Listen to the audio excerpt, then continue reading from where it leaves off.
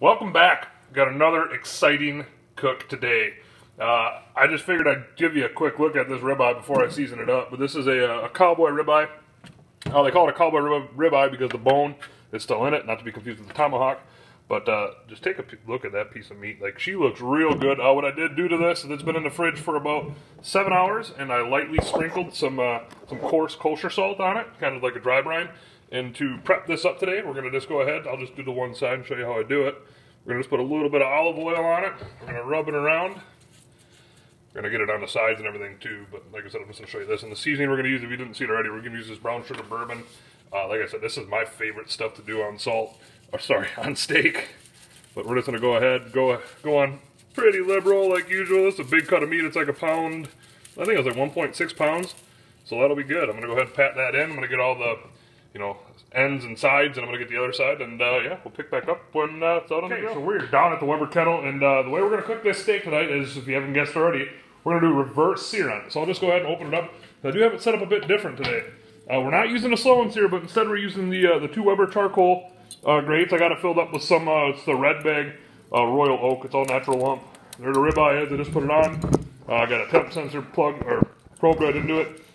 We're going to try to run the Weber at about 200. And I'm probably going to pull the ribeye off when it hits about, I don't know, probably 120-ish. I'll probably pull it off and then let this grill get nice and hot and sear it off. So we will probably pick back up when it's time to sear. Alrighty, so we are back at the Weber Kettle, all nice and heated up. Got the grill grates on there. We're going to go ahead and sear this ribeye off. Now, what I'm going to do is I'm going to throw it on first, nice and hot.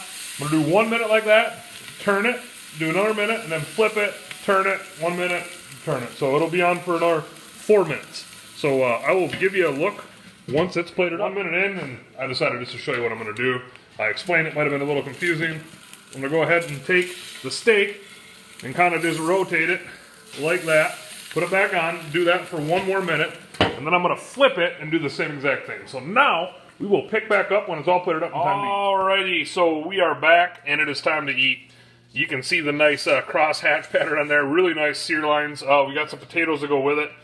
I cooked the steak to an internal of about, we'll just say like 131 to 133 in some spots. Brought it in, loosely covered it in some aluminum foil, let it sit and rest for about 15 minutes. And here is the finished product. So real quick, the cook times. I did a reverse sear ribeye, which I usually always do reverse sear ribeyes, especially on larger cuts. So we did about an hour. The Weber ran a little hotter than I wanted it to, so it went from like 250 to 275 was the internal temp of a Weber.